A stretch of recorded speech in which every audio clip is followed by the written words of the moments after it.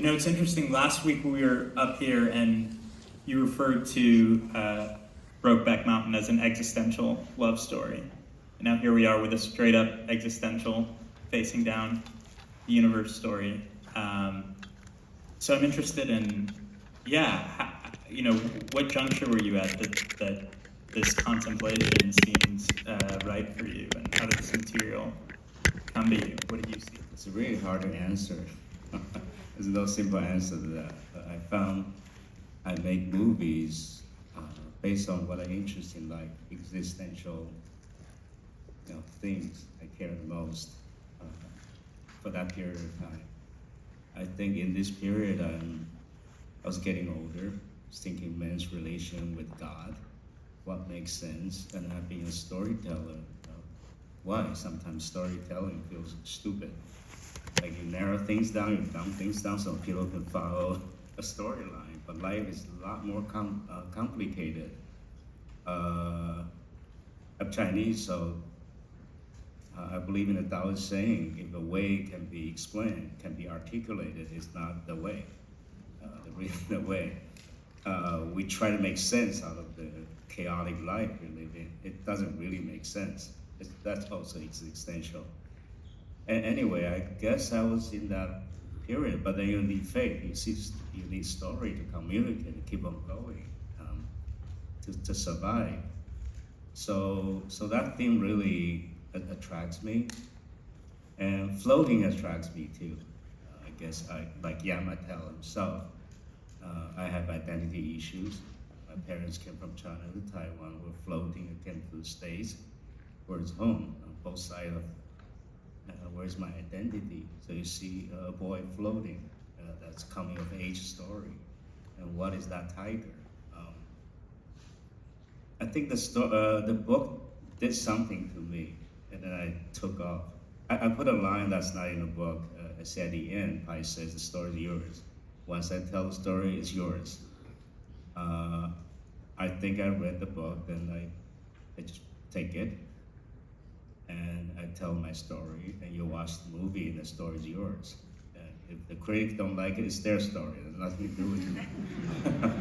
I believe that's the function of the story. The story has a beginning, middle, and end. It makes sense. It has, at the end, it gives you some wisdom that keep you alive. It has meanings, it makes sense. So anyway, that book inspired me to do something, and to take on the journey, which is, to me, this is unusual. I'm dramatically trained. I went to drama school, and I couldn't be an actor, so I changed track to direct. I always think my movies like capture actors doing acting. They're very much like Brokeback Mountain. But this is a very visual experience. You cannot articulate. And it's so inspiring. So because the images back then, even now if you make these movies, it's very hard, very expensive. So I have to do something almost bending backwards, like pre-visualize. I have to prove that with art. Sorry, yeah, we can cut the projection. It took a year before the studio greenlight the movie, because how do we see it? I cannot prove to them. And I casted a young Indian boy, a nobody who's not even an actor. And I want to do 3D, it's very expensive, big visual effects movie, water and all that. So I have to make cartoon out of the journey, nearly the entire thing, before they approve the budget to make the movie. So I had to force myself to see that world before I go about things. So it's not drama, it's not verbal, it's purely visual. Visual is representation, it's not cause and effect. When I talk, it makes sense because I have to make you understand. It's linear, it has a narrative. The language has, when you articulate something, it has a cause and effect. But a visual representation like that, it's not about that. It's like everybody go through their interpretation. So I learned to visualize something in my head. It started with philosophical need, that I need to deal with that issue in life. But eventually, you have to put that aside and just see what it is. And I know people are gonna guess, so I had to prepare 3 stories. Like there's 2 obvious stories. Then, then the writer suggests that, and so. The zebra is this, and the tiger is you, and you have to prepare at least that story. So there's 3 stories. At least people have to have a good argument. Nobody will lose or win. So that kind of filmmaking was kind of new to me. It's visual. It's not narrative. If I go too narrative, then I cannot. It's very hard for me as I introduce the film. Then I haven't have a beginning, middle, and end. When people follow that, it's very hard to judge what they're watching, and I have to do something a little tricky. So the first person who tell a story is the third person has to be the first person. So the young Pai is experiencing it. The old Pai is telling a story. They're the same person. So somehow you can be watching and detach from it and do all those things. I think doing 3D helps. Even when you watch the movie in 2D, the story still makes sense. Now, you still have a movie, but I think in the 3D world, I was learning something new, was open to a lot of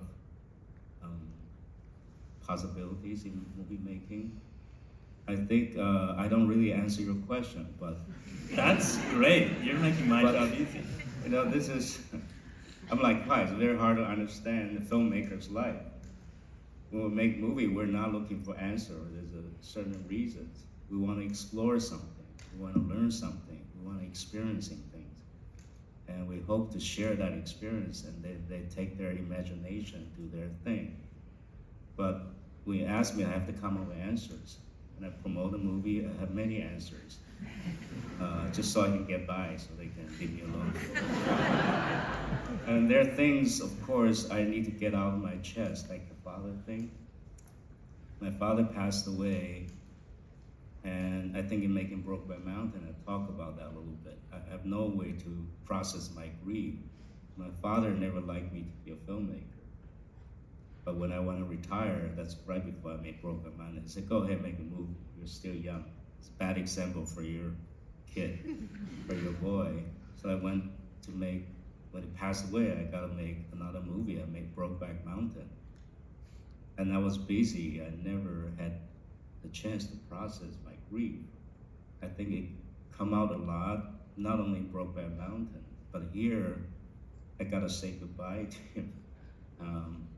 So that's another reason that motivated me to do the movie. It's heartbreaking to me, but I don't want to tell the world because I need to process some grief. That's why I do this. Like I make very expensive, huge sequels, the boat sinking. God knows how many millions it takes, and endless meetings. I don't know where I came that energy to do that boat sinking process, and I didn't put any music in until the very end. The studio was like jumping up and down, like, no music, it's an big action sequence, what are you doing? No music at all. I insist on doing my way, because that's how I process certain of my feeling.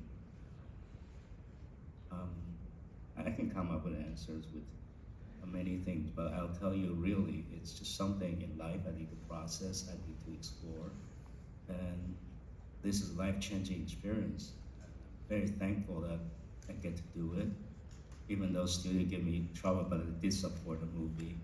I was very thankful Taiwan supported me making this movie. So you made this in Taiwan, Yeah. primarily. We spent 2 weeks in India, and then 2 days in Montreal. So that was it. So 95%, everything shot in Taiwan. Very proud of it. Taiwan has everything. And they so want to give. And I bring an American crew there around the world. And they assume that this is how Hollywood do things. I make them believe every movie is made this way. And then Hollywood is stuck in Taiwan. That's in my turf. They want to survive, they're gonna try something new, not how they did in LA. That tank thing, we just created, we invented. Many things. It happened only once in making that movie, because we get to do it in Taiwan. It's a beautiful thing. I would, when I got the Oscar, the biggest relief is that, it's gonna be okay, I guess. I didn't make a mess. It is visually spectacular, and amazing that you had the audacity and knew you could take on this material and make a really compelling film about a boy lost at sea that, like you said, kind of goes beyond the narrative, and it's this beautiful experiential thing. At what point did you decide, like you said, you made films on film before this, when did it occur to you that 3D was the way to tell this story, and then what was the journey with the technology like? I was guessing. But I think I came to the States not understanding English that much. I spoke broken English when I directed Sense Sensibility. So over the years, I got to be very good at guessing. So I assume this can work, assume that. So, and people pay me to spend a lot of money so I can learn those things. And you have to learn how to bullshit them so they think you know what you're doing. You have to know enough to get pass by. I think that's the crap you need to know. But then you get to know how to talk to them so they think you know. But actually the most fun part is something nobody knows. That's the exciting part. In making that movie, that's the whole journey. If I make a movie about drift across the Pacific on a raft with the tiger, I need to be in fear. I need to be unknown. I need to be searching. I think when a movie meant to be seen by audience, the movie God will help you do that. You gotta have that faith. How did I find that boy? It's a miracle. No, his brother came his younger brother came to we read 3,000 boys, because every Indian friend, filmmaker friend, told me if I get onto this journey, told me the same thing. Don't use anything from Bollywood. You're not usable. You want to stay awake as far as you can. So I decided I cannot use the professionals. So we go to high school, go to college, and search for the boy. Suraj escorted his brother. He was nervous, his younger brother, but he was too young. So our casting agent from India said, that boy, he come in. So he was a goofy little glasses on. Each round, I saw his pictures. Maybe Pai can be goofy until I saw him in person. The third round, I said, take off your glasses.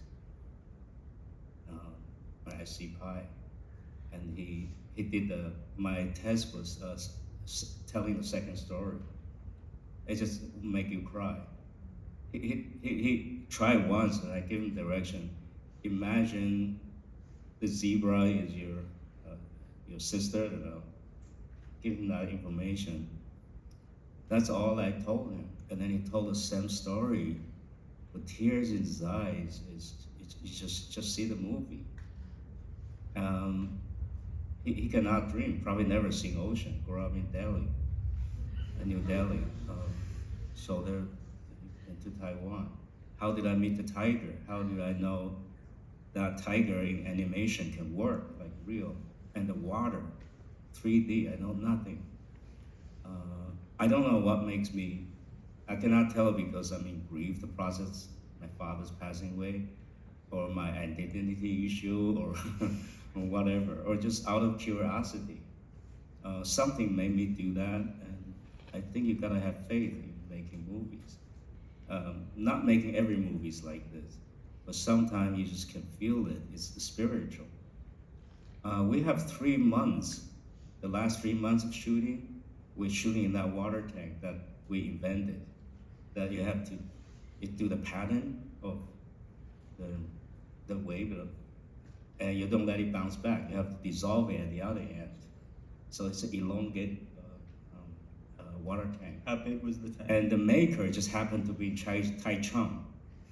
They make for the world's water park, the machine. They happen to be in Taichung, the city I'm shooting. So you figure that out. It doesn't make sense. And I found everything in Taiwan. How do I fake a ship, the Israeli ship that's built in 1949, and we found all the parts in south of Taiwan. A lot of things happen, like just, you know you're gonna make a movie that's kind of, it's a spirit. So I follow that thing. I do believe that's a magical story to tell.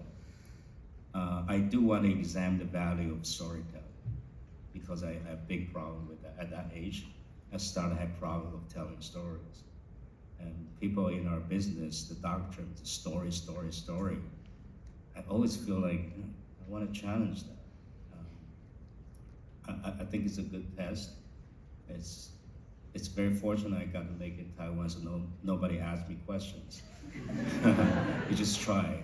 The last 3 months, every shot is that boy. Every shot is so difficult. To the pattern you study, water is very hard to figure out.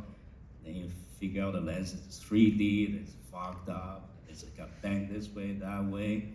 No continuity. The boy has to do all the continuity. Shooting is very difficult. Sometimes we spend a whole night. There are a couple of times, not one shot get made. You just want to cry. And we're shooting in progress, so the boy can lose weight. When we have lunch, and he has one slice of apple, then he can work out to lose weight. So that's for 3 weeks. And I forbid anybody talk to him. So he's not talking to anybody, and I put on a headset, some weird philosophical music. Just driving him crazy. After a while, he becomes like the center of our attention. He becomes that spiritual thing. Hundreds filmmakers, sophisticated adults, professionals, we all follow that boy. He's like the leader of the whole thing. We all go pretty nuts, I think. It's 3 months.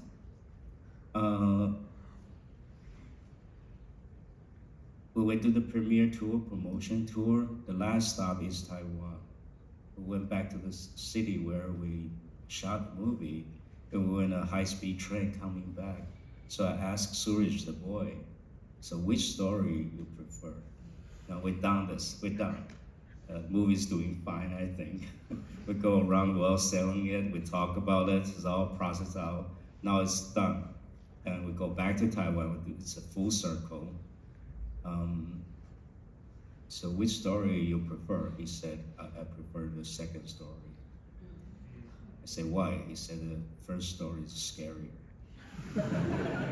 I totally got what he's saying. He said that has imagination in there. When we go through that, he said, you guys are watching me. I'm watching all you guys. You all go crazy. Just the look in your face. I prefer the second story. So that's a wonderful experience. I cannot articulate what the story means, why I'm doing it, what it's supposed to mean. After the movie, there's a lot of theory. The fourth story, the fifth story. They're more horrifying than what I prefer. I think it's a magical thing. Sometimes filmmakers, you gotta believe in these things. Which story do you prefer? I cannot tell. There are things I cannot tell. Because if I say it, what certain symbol means, I'm planning a lot of things to make people guess. But if I'm to tell it, I kill the imagination. People think that's a standard answer. So I sort of refuse I think your guess is as good as mine. And I will take what I think. I do have my theories, but I'm taking that to the grave. I want to make sure we have time for questions from the audience, but real quick, you did get some professionals in this movie, Taboo, Gerard Depardieu. I would be remiss if I didn't ask you what it was like to work with the late Irfan Khan, who sadly passed away, and how he came to be part of the movie. He's a wonderful actor. I miss him. He's a brilliant actor. But sometimes his articulate, his English is hard to understand, so we can loop quite a bit. Other than that, you saw his performance, one of the best from India. So the problem with that is like we shoot at last. After 3 months shooting waters, now the crew, including myself, stand on steady ground and the earth is kind of shaking from us. So we're not used to flat surface that doesn't move. So we're all a little bit strange. When I first direct him and the actor, we're strange.